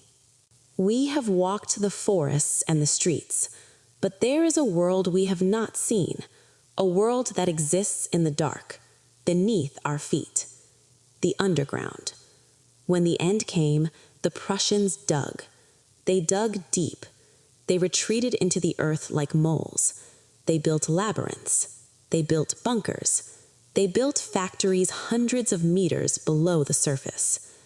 In the Owl Mountains, in the region of Lower Silesia, there is a place called Project Riese, Giant. The Giant. It was a secret construction project. Tunnels bored through solid rock. For what? For weapons? For a headquarters? For a refuge for the leaders? They never finished it. The war ended before the doors could be closed. Today, the tunnels are silent. They are cold, dripping wet labyrinths that go nowhere. The underground is the true museum of the disappearance. Down here, time stands still. The rust on the railings has not moved in 80 years. The air is stale and heavy. It smells of old concrete and fear. Explorers who enter these tunnels report a sensation of being watched, not by people, but by the pressure of the rock, the weight of the mountain pressing down on the ambitions of man. There is also the buried bunkers of Berlin, the Fur Bunker, the concrete capsule where the nightmare ended. It is gone now, destroyed, filled in, paved over. A parking lot sits on top of it. Cars park where the devil died. But the space is still there, empty voids beneath the asphalt. the earth remembers the shape of the room. The concrete box is still rotting in the dark. The labyrinth of the unseen is the physical memory of the fear that drove the state underground, the belief that the world was so hostile that the only safety was to bury oneself alive. They thought the earth would protect them. They thought the rock would save them. But the earth eats everyone. The stone does not care who you are. It only swallows. We must speak of a disturbing phenomenon, a haunting of the mind, not the land. Even today, all over the world, people are obsessed with the look of Prussia, the silhouette, the spike, the gray wool. There are collectors who spend fortunes on old tunics, on iron crosses, on visor caps. They keep them in glass cases. They treat them like holy relics. There are reenactors, men who dress up on weekends in the uniforms of the lost regiments. They polish their boots. They drill. They try to capture the Prussian spirit. They believe they are honoring history. But are they? Or are they practicing necromancy? When you put on the uniform of the dead, you invite the spirit in. You wear the skin of a ghost. The felled gray field gray is not just a color. It is a mood. It is the color of the storm clouds that gathered over Europe. The aesthetic of Prussia is seductive. It is the aesthetic of power, of precision, of sharp lines and geometric perfection. It is beautiful in a terrifying way. It is the beauty of a dagger. The danger is that we separate the look from the reality. We admire the cut of the uniform and forget the blood on the cloth. We admire the discipline and forget the cruelty. We admire the order and forget the oppression. This fascination is the final revenge of Prussia. It has colonized our imagination. It has turned its own disappearance into a brand. The ghost is no longer in the castles. It is in our culture. It is in movies, in video games, in fashion. The country that disappeared overnight still wants to be seen. It wants to be admired. And every time we look at that uniform with a sense of awe, we are complicit. What of the people? Not the soldiers, not the kings. The ordinary people, the farmers, the bakers, the teachers. They're scattered now, like dandelion seeds in the wind. They live in Hamburg, in Munich, in Chicago, in Saskatchewan, in Australia. They have new names, they speak new accents, but their blood remembers. There is a psychological condition known as Heimweh, a homesickness so deep it makes you sick. The exiles suffered from this for the rest of their lives. They looked at the flat plains of the Midwest or the mountains of the Andes, and they saw the flat fields of Masuria. They saw the sandy hills of the Vistula. They told their children stories of a land the children never saw, stories of orchards, stories of stone houses, stories of the old ways. The grandchildren of the exiles often feel a strange pull. They travel back to the east. They walk the streets of Kaliningrad or the villages of Poland. They feel a vibration. They say, "I belong here." But the land does not recognize them. The people who live there look at them as tourists, as strangers. They have no right to be there anymore. The blood is not enough. The contract has been voided. The blood of the banished is a legacy of rootlessness. These are people who belong nowhere. They are too German for the Poles, too Prussian for the modern Germans, too ancient for the modern world. They are the living ghosts, walking among us, carrying a map in their pockets that doesn't match the road signs. They are searching for a door that was bricked up 70 years ago. It is a lonely existence to be a citizen of a country that only exists in your heart. We go back to the archives, the quiet places where the sleep of history is kept. In the Bundesarchive, there are endless rows of shelves, boxes labeled, organized, numbered, the remains of 1,000,000 lives. files on soldiers, files on civil servants, files on concentration camp victims, files on stolen art. If you pull a file and open it, the smell hits you. Old paper, dust, decay. You see the handwriting, the bureaucracy of death. But there are gaps, missing files, pages cut out, documents marked destroyed. The archive of dust is the record of what we chose not to save. The gaps are the most important part. They tell us what the erasers were afraid of. Maybe the missing file contained the order to burn the village. Maybe the missing page contained the names of the collaborators. Maybe it contained the proof of where the gold went. We will never know. The dust has settled. The paper has turned brown and brittle. It falls apart in your hands. The archive is a tomb of paper. It is a silent mausoleum of human folly. The lesson of the dust is that history is fragile. It is written on things that rot. It takes only one fire, one flood, one order to make it disappear. We think we have history secured. We think we have it on hard drives and in the cloud. But the servers will fail. The power will go out. Eventually, everything returns to dust. The Prussian state tried to carve its name in stone to last forever. It failed. Even the stone is dust now. The archive is just a waiting room for the second death, the death of the memory.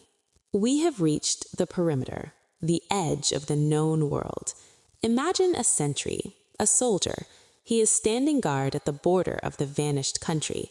He has been there since 1945. He is old now. His uniform is tattered. His rifle is rusted. He stands in the tall grass where the border used to be. He hears the birds. He sees the moon rise. He sees the seasons change. But he does not move. No one gave him the order to stand down. He is waiting for the command that will never come. He is waiting for the officers who are dead. He is waiting for the return of the king. He is the final sentry, the spirit of loyalty that refuses to die, even when the object of loyalty is gone. He stands there, a statue of obstinate refusal. He represents the tragedy of human obedience, the willingness to serve a ghost. The sentry knows he is alone. He knows the world has moved on, but he cannot leave. To leave would be to admit that it was all for nothing. So he stands, in the rain, in the snow, in the silence.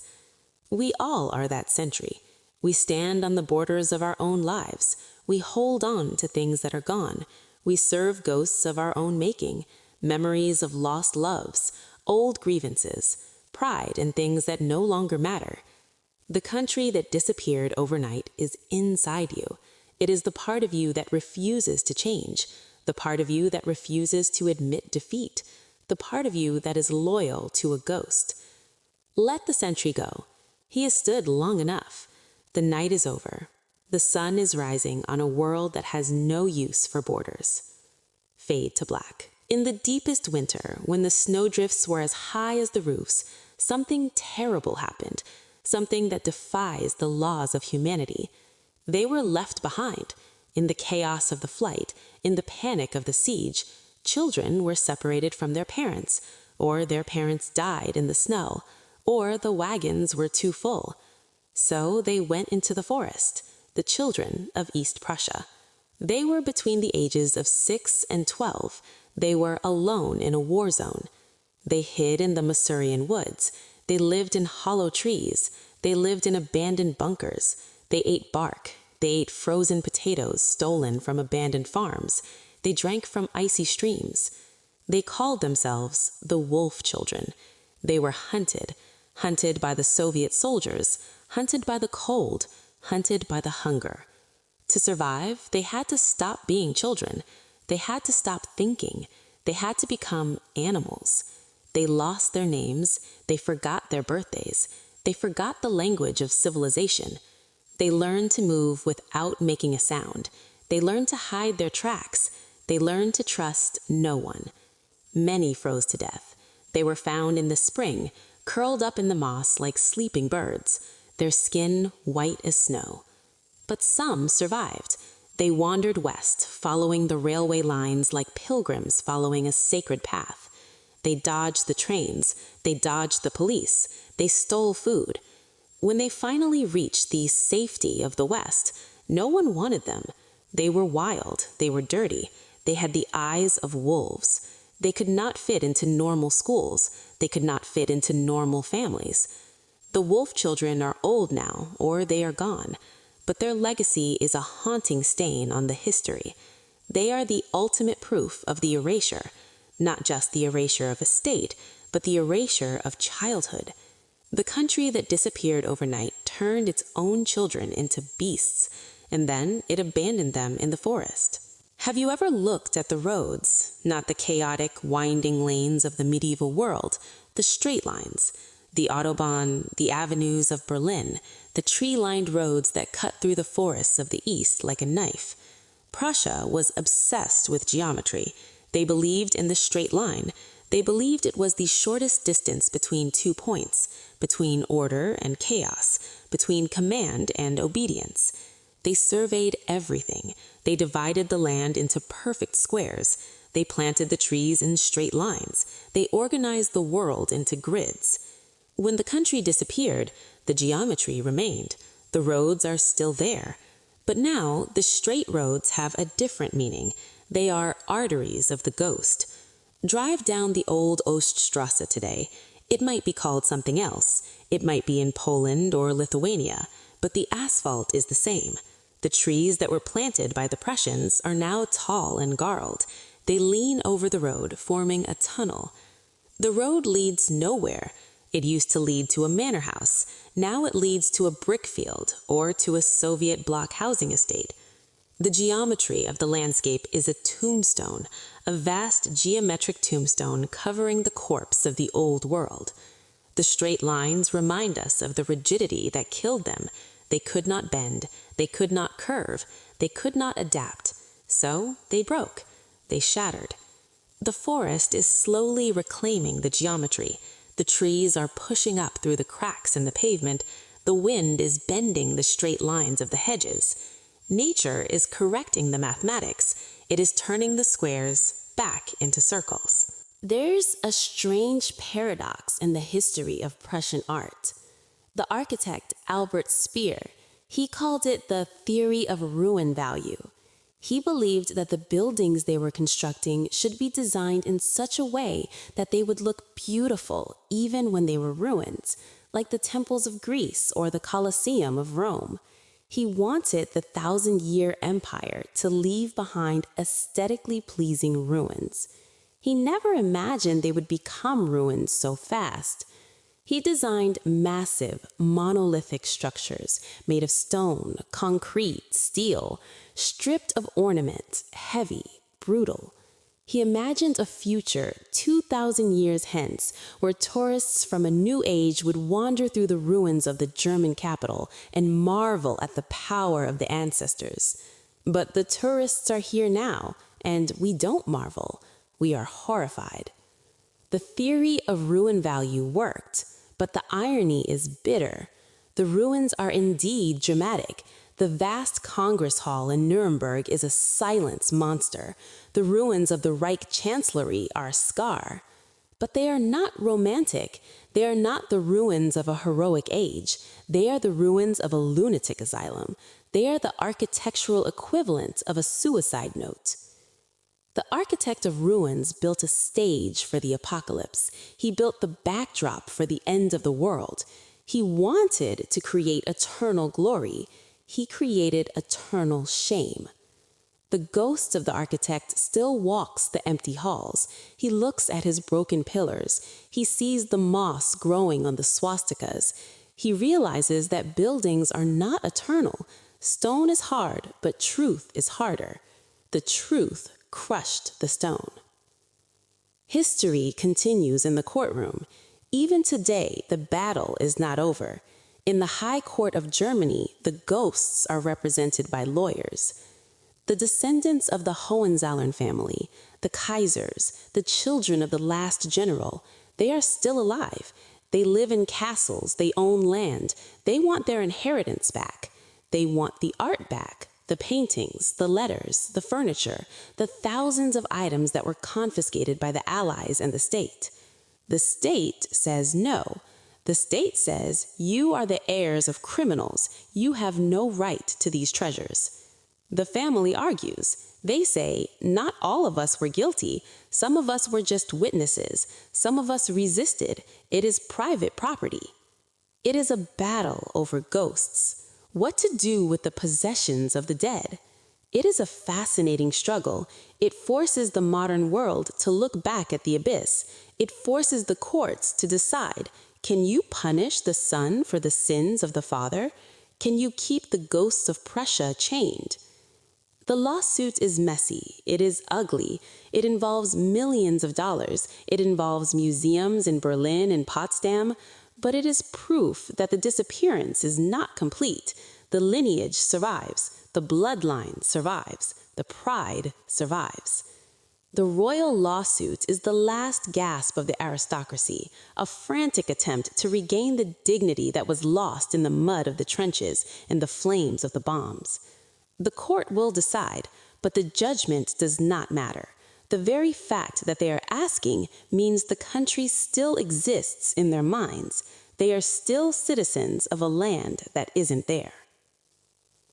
Let us step back, away from the ruins, away from the snow, back to a time when the sun shone, when the air smelled of triumph, the summer of 1940.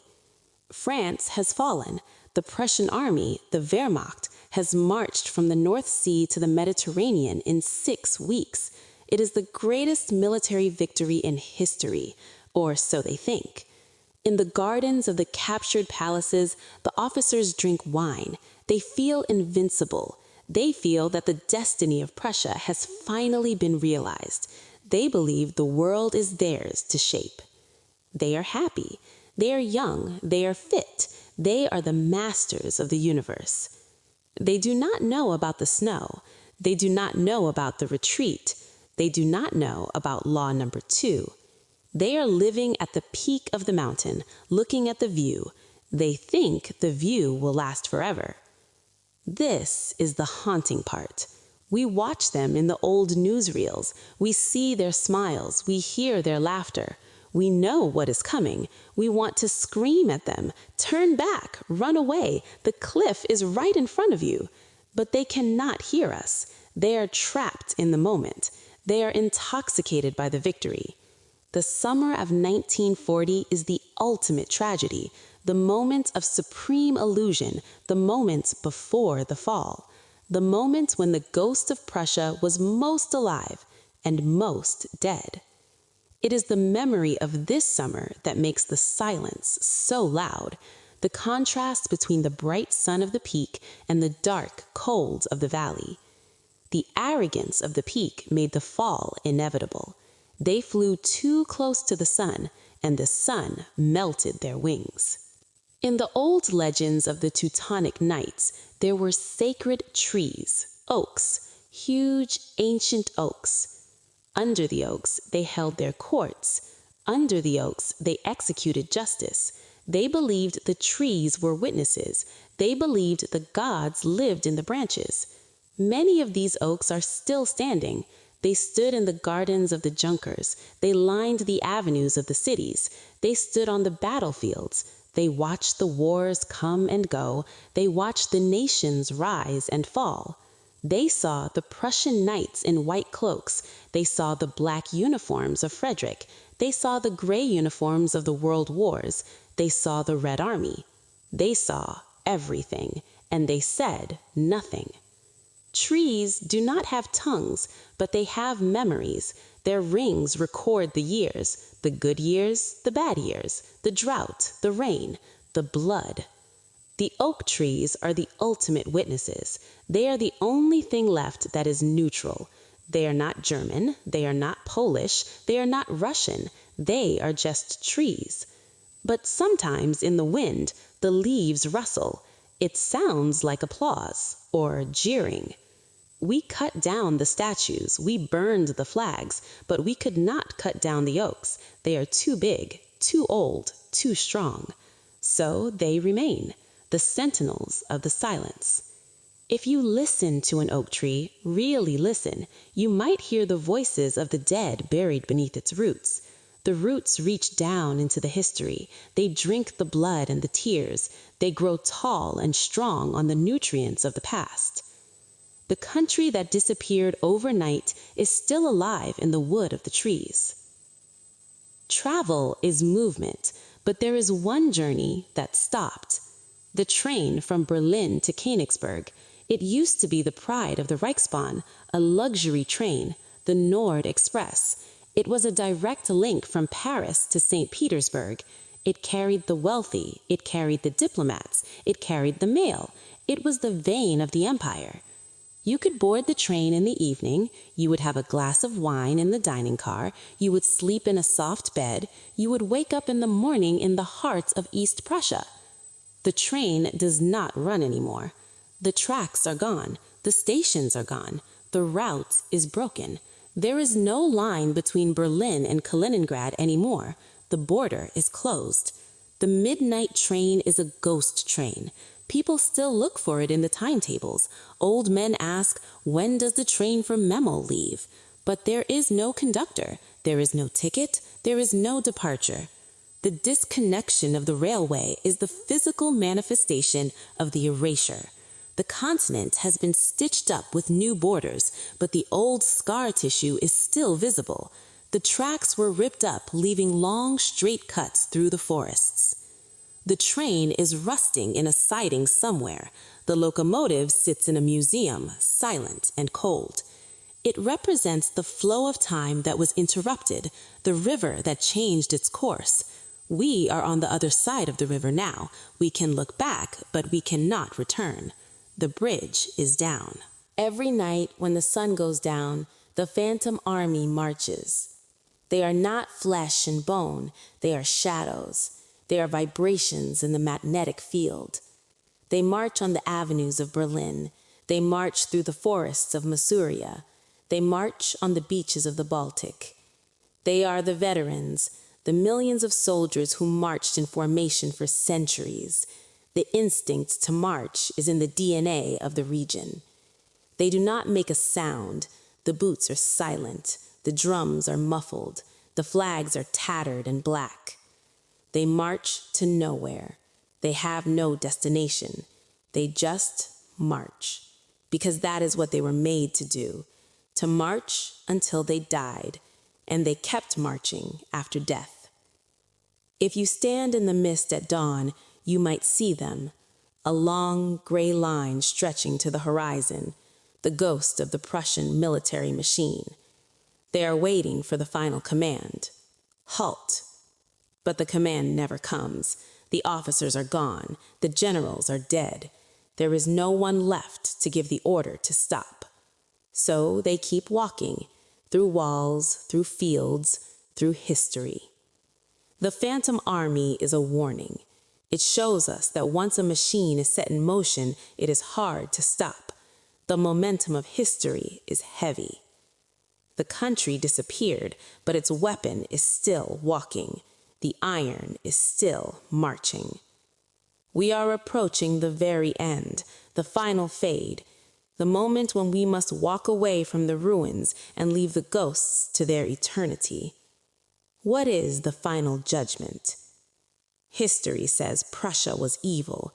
It says the state was a cancer that had to be cut out. The victors say they did the right thing. The refugees say they were the victims. The ghosts say they were misunderstood. Who is right? The answer is hidden. It is buried in the complexity of the human soul, the ability to be noble and cruel at the same time, the ability to create beauty and destruction with the same hands. We cannot judge them because we are them. We are the children of their destruction. The world we live in was built on their grave. Our peace is their punishment. The disappearance of Prussia was not a happy ending. It was not a victory of good over evil. It was a tragedy of Shakespearean proportions. It was a man falling from a high tower and shattering on the pavement. The fall makes a sound, the sound we have been listening to for all these hours, the sound of breaking glass, of tearing metal, of crying women. We cannot fix it. We cannot bring them back. We can only learn from the sound. We must listen to the warning that power is a poison, that pride is a blindness, that the map is not eternal. We close the book on Prussia. We put the volume back on the shelf. Dust settles on the cover. The room is dark. The candle has gone out. We are alone in the silence. But the silence is not empty. It is heavy. It is pregnant with the memory of what was lost. We walk out into the night. The stars are cold. The wind is blowing. We look at the sky. We look at the horizon. We ask the darkness, was it all in vain? The darkness does not answer. The wind does not answer. The ruins do not answer. Only the waves answer, crashing on the shore, over and over, again and again, washing the stones clean, erasing the last footprints, disappeared. We turn our eyes to the horses, the Tricaner. They were the pride of the East, a breed of horse so perfect, so strong, so noble that they became a symbol of the Prussian aristocracy. They were not just animals, they were partners. The officers rode them to war, the farmers used them to plow the fields. The main stud was at Tricanen, a huge estate dedicated to these creatures, a cathedral of living things. When the evacuation order came, the refugees fled in wagons, but the horses had to walk. In the coldest winter of the century, the mud was frozen solid, the wind cut like a knife. The owners led them. They tried to save them. They tried to get them to the ships. But the journey was too far. The horses were weak. The fodder ran out. A line of white and gray horses stretched for miles along the road, a ghostly parade in the snow. One by one, they collapsed. They fell into the ditches. The soldiers shot them to end their suffering. The white snow was stained with red blood. The horses of Tricanen lay on the side of the road like statues made of broken glass. It was the death of a dream, the death of the elegance, the death of the noble bond between man and beast. Only a few made it out, a handful. The breed survived, barely. It was rebuilt from those few survivors. But the soul of the Tricaner is the soul of Prussia, beautiful, refined, but ultimately sacrificed to the cold machinery of war. The horses paid the price for the sins of the riders. Imagine the sound. A Sunday morning in a Prussian village, the church bell rings, deep, resonant. It calls the people to prayer. It rings out over the fields. It marks the hours of the day. It is the heartbeat of the community. Then the bells go silent. In 1940, the order came. The Nazis needed metal. They needed it for the war machine. They stripped the bells from the churches all over Germany and Prussia. They ripped out the tongue of the village. The silence was deafening. The bells were loaded onto trains. They were taken to the foundries. They were melted down. They were turned into helmets, into cannons, into shell casings. The sound of prayer was turned into the sound of death. And after the war, the bells were gone forever. The churches stood empty. The towers were bare. When the refugees returned to visit their old homes in the East, they looked for the church.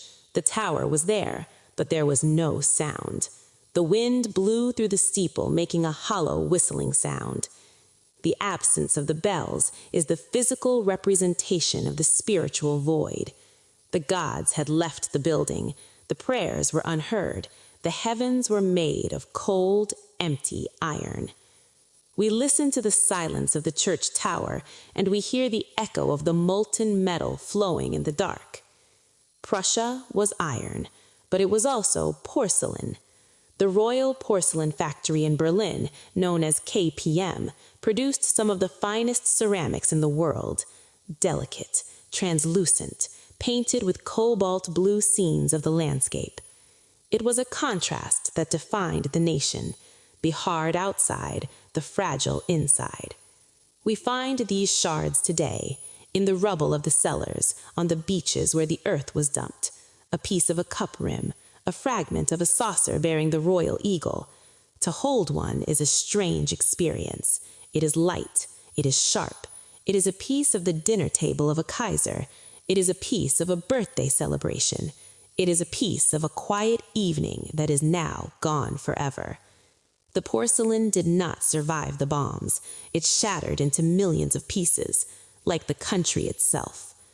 The KPM factory still exists today. It still makes porcelain in the same way, but the connection is broken. It is a replica of a past, a museum piece. The shard in the mud is more honest. It is broken. It is dirty. It is no longer a cup. It is just a ghost of a cup. It reminds us that civilization is as thin as the glaze on a vase. It can be shattered in an instant. Beneath the delicate blue painting, the clay is gray and dry. In the gardens of Sanssouci, the summer palace of Frederick the Great, there is a tomb, a simple tomb. The king asked to be buried there, on the highest terrace, with his dogs. For centuries, the tomb was in the garden, but during the communist era, it was in the danger zone, near the wall, hard to reach. But the people remembered. Every night for decades, an old woman came to the tomb. She left a potato on the stone. Frederick the Great was known as the Potato King. He introduced the crop to Prussia to prevent famine. He saved the people from hunger. The potato was not a flower.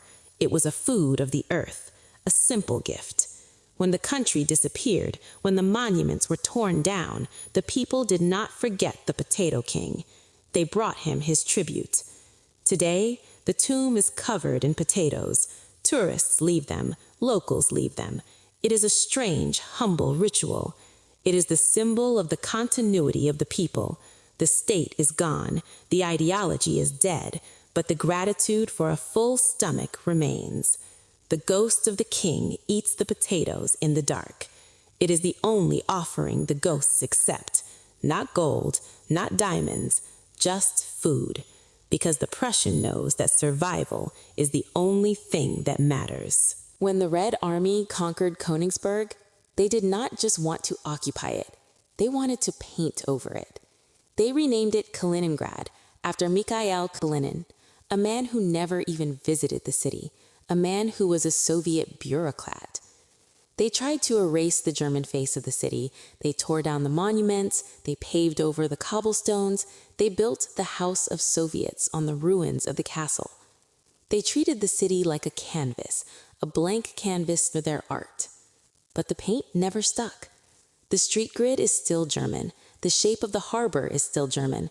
The layout of the parks is still German. You can put a Russian sign on a German house, but the house is still German. The Soviet era was a mask, a thick concrete mask, but underneath, the old city is still breathing. Now, the Soviet mask is crumbling, the concrete is peeling, the old Prussian brick is showing through again. The facade of Kaliningrad is cracking, and the ghost of Königsberg is peeking out. It is a battle of ghosts. The Soviet ghost tried to bury the Prussian ghost. They are wrestling in the ruins. The outcome is uncertain. The erasure of Prussia was not just geographical, it was psychological. It happened inside the homes of the refugees. In the new West Germany, the refugees were millions. They were everywhere. But they stopped talking. The parents told their children, "Do not speak of the past. Do not speak of the home. We are Germans now. We are not Prussians." They burned their old uniforms. They hid their medals. They stopped singing the songs. They built a wall of silence. Why? Because they knew that Prussia was hated. They knew that the world blamed Prussia for the war. They wanted to protect their children from the shame. So they erased their own history. They did the work of the victors for them. For 50 years, the memory slept. It was locked in the chests of the old people. When the old people died, the chest was opened. The grandchildren found the old photographs, the old maps, the old keys. They asked, "What is this? Why did you never tell us?" The wall of silence is cracking now. The story is coming out, but it is too late for many. The memory has faded. The nuances are lost. We are left with the fragments. The silence of the grandparents was the loudest scream of all. It was the scream of trauma. They tried to kill the ghost by starving it, but the ghost does not eat food. It eats memory, and there is plenty of memory now. Amber is fossilized resin. It is the tree sap from millions of years ago, trapped in the earth. It is the gold of the north.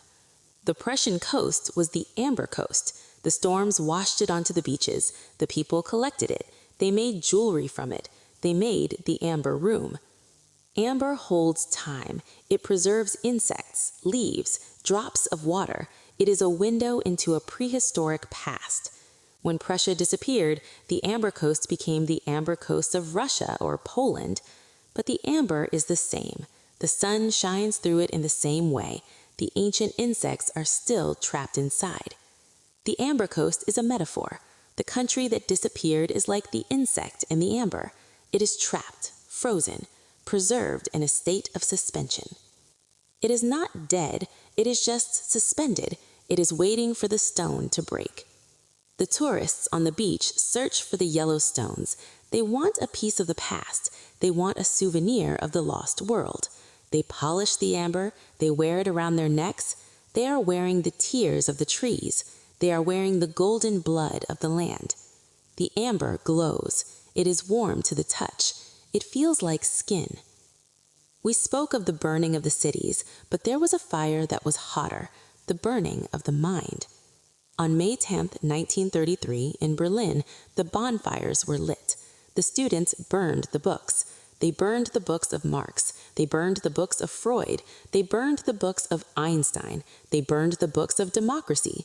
They burned the books of freedom. They burned the intellectual heart of Prussia.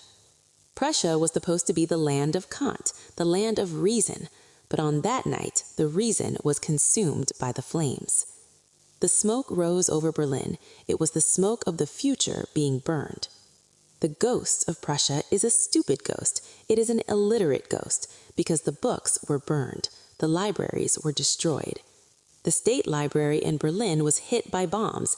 Thousands of manuscripts were lost. The irreplaceable history was turned to ash. When you burn a book, you are not just burning paper. You are burning a conversation. You are burning a thought. The silence in the libraries now is the silence of a lobotomy. The country that disappeared overnight was not just a physical place.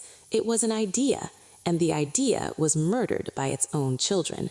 They burned the library so that no one could read the verdict. The city is a wound. How do you heal a wound? You cover it with concrete. After the war, the cities were rebuilt, but they were not rebuilt the way they were. They were rebuilt in the image of the new order, the Soviet order, the Plattenbau. These are the concrete blocks, the gray monoliths that line the outskirts of every city in the former East. They are cheap, they are fast, they are efficient. They are the antithesis of the Prussian Baroque. There is no ornament, no curves, no soul. But they are the new Prussia. They are the realization of the machine aesthetic. They are the machine for living.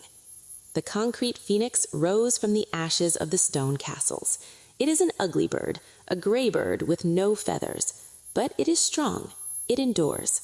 The people who live in the concrete phoenix are the children of the erasure. They look out their windows at the horizon.